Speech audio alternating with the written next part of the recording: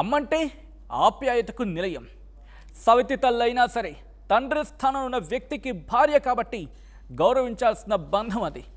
కానీ ఆ ఇంట్లో మానవత్వం కన్ను మూసింది, కామం కళ్ళు తెరిచింది. వావి వరసలు కట్ చేస్తే గంగలో కలిశాయి.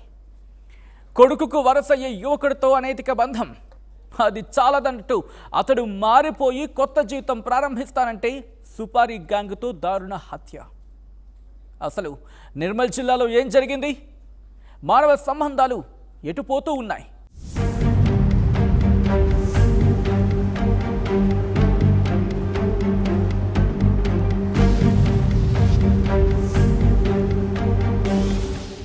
ఈ అంశానికి సంబంధించి డీటెయిల్గా మాట్లాడుకుందాం. నమస్తే, వెల్కమ్ టు ఆర్ క్రైమ్. నేను సచిన్.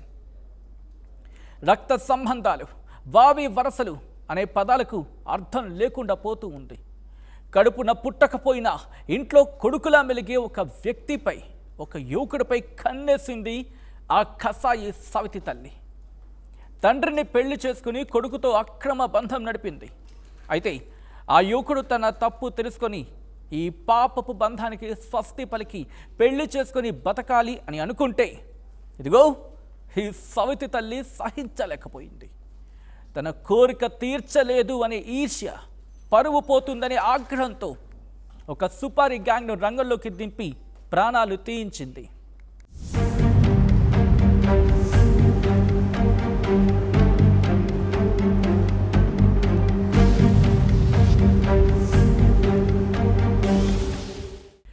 నిర్మల్ జిల్లాను కుదిపేసిన ఈ ఘోర కలియుగ విపరీత కథనం ఇప్పుడు డీటెయిల్గా చూద్దాం.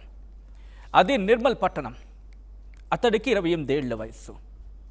అతగాడి పేరే మీరు స్క్రీన్ మీద చూస్తున్న అస్లాం ఖాన్. ఆటో నడుపుకుంటూ ఉన్నాడు, జీవనం సాగిస్తూ ఉన్నాడు ఈ సాధారణ యువకుడు. అది సుమారు 17 ఏళ్ల క్రితం. అస్లాం తండ్రి 41 ఏళ్ల అన్వరీ బేగంను రెండో పెళ్లి చేసుకున్నాడు. వీళ్ళకి ఒక కూతురు కూడా ఉంది. అయితే రాను రాను తండ్రి ఇంట్లో లేని టైంలో అస్లాం సవితి తల్లి అన్వరీ బేగం మధ్య చనువు పెరిగింది. అది కాస్త అనైతిక అక్రమ బంధానికి దారితీసింది. ఏళ్ళు గడిచాయి. ఏళ్ళు గడుస్తున్న కొద్దీ అస్లాంలో కూడా మార్పు వచ్చింది. తండ్రి భార్యతో ఈ పాపపు బంధం ఏంటి అని చెప్పి ఫీల్ అయ్యాడు. తీవ్రమైన మనస్తాపానికి గురయ్యాడు. ఈ అనైతిక బంధానికి స్వస్తి చెప్పి వేరే పెళ్లి చేసుకుని కొత్త జీవితం ప్రారంభించాలి అనుకున్నాడు. కానీ ఇక్కడే అన్వరీ బేగం వికృత ఆలోచనలు దానికి అడ్డుపడ్డాయి. పెళ్లి చేసుకోవద్దు, తనకు కావాల్సినంత డబ్బు ఇస్తానని అస్లాంను మభ్యపెట్టేందుకు చూసింది అన్వరీ. కానీ అస్లాం వినలేదు. దాంతో అన్వరీ బేగం బెదిరింపులకు దిగింది. ప్రాణ భయంతో అస్లాం తన బాబాయ్కి విషయం చెప్పేసరికి కుటుంబంలో చిచ్చు రేగింది. పరువు బజార్ను పడింది. అంతే, అస్లాం తన బాబాయ్ ఇంటికి మకాం మార్చేసి దూరంగా ఉంటూ ఉన్నాడు.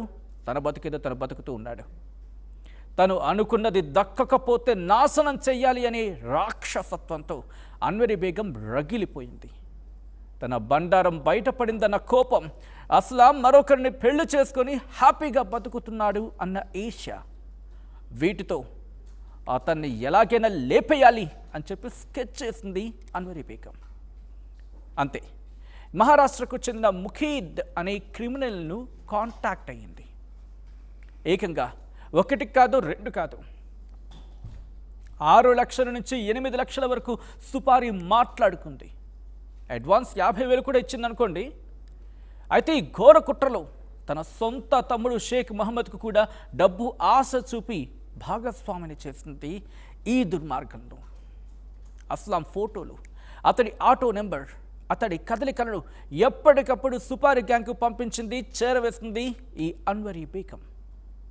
అస్లాం అనే అతనికి వాళ్ళ తల్లి వరుస అంటే స్టెప్ మదర్ అనే ఆమె అన్వరీ బేగం అనే ఉంది.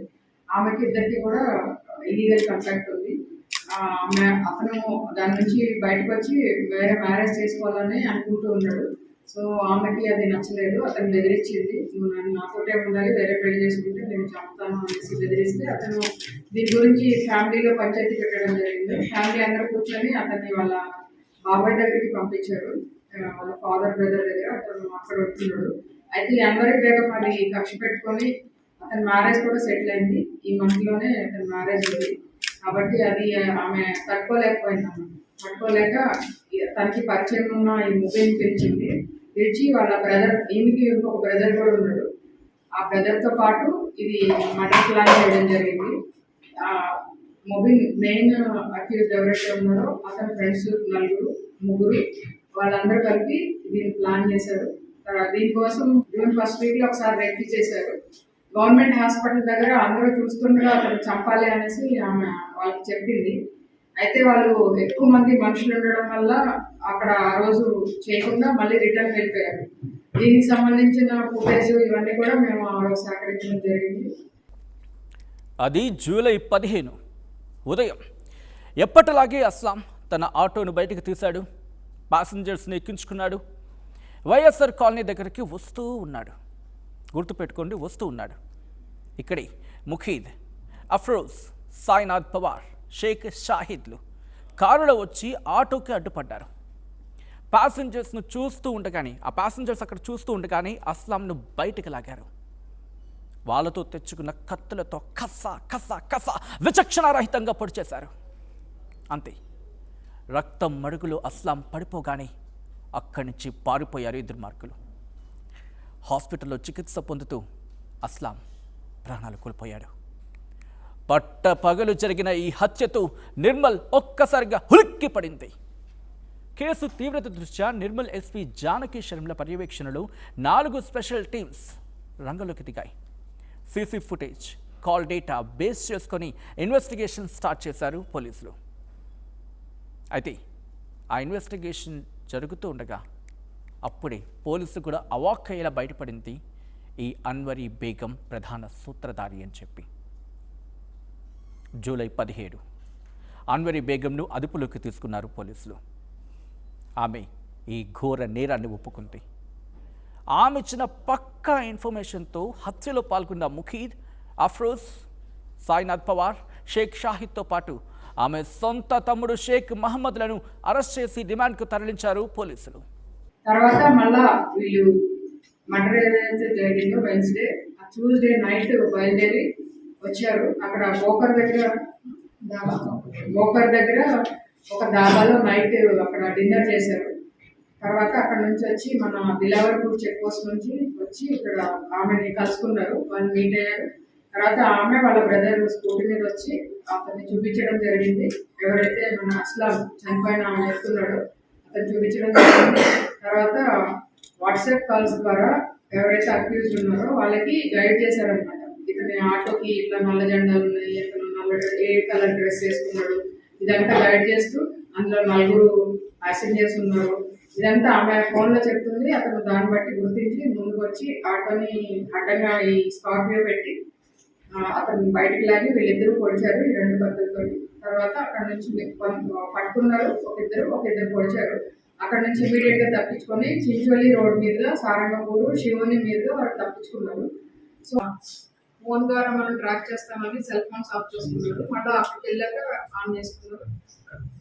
అట్లా తర్వాత ఈ వెహికల్ నెంబర్ ఏదైతే ఉందో అది కూడా వెహికల్ అది కండెమ్ అయిపోయిన వెహికల్ డిస్మాంటిల్ చేశారు. ఆ నెంబర్ పెట్టుకొని వాడుకుంటున్నారు. ఈ ఘటన కేవలం ఒక క్రైమ్ స్టోరీనా? కాదు. సమాజంలో కుళ్ళిపోతున్న, ఇంకా చెప్పాలంటే కుళ్ళి కృషించి నశించి పాతలంలో పాతుకుపోతున్న మానవ విలువలకు నిదర్శనం. బావి వరసలు ఏమైనట్టు? కడుపున పుట్టకపోయినా కొడుకు వరసయ్యే వ్యక్తితో సంబంధం పెట్టుకోవడం ఎంతవరకు సమంజసం?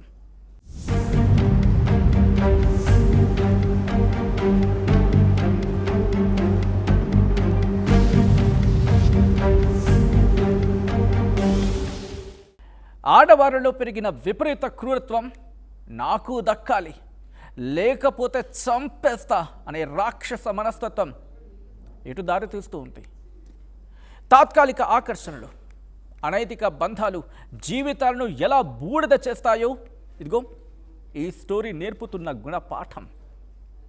క్షణికానందం కోసం చేసే తప్పులు ప్రాణాల మీదకు కాకుండా కుటుంబాల పరువును బజార్న పడేస్తాయి. యువత ఊబిలో కూరుకుపోయే ముందు, ఇటువంటి ఊబిలో కూరుకుపోయే ముందు అలర్ట్గా ఉండాల్సిందే. చూశారుగా, క్షణకాలం అంతే. క్షణిక ఆవేశం కావచ్చు, లేకపోతే క్షణిక వాంఛ, ఈర్ష్య, పగ ఒక నిండు ప్రాణాన్ని ఎలా బలి తీసుకుందో. అటు కుటుంబం పరువు పాయే, ఇటు జీవితం జైలు పాలాయే. విచక్షణ కోల్పోతే మనుషులు ఎంతటి క్రూరులుగా మారుతారో ఇదిగో ఈ ఘటన ఇంకోసారి నిరూపించింది. జాగ్రత్తగా ఉండండి, నైతిక విలువలను కాపాడుకోండి. ఇది వాటి క్రైమ్ స్టోరీ. చూస్తూనండి RTV క్రైమ్ వాచ్.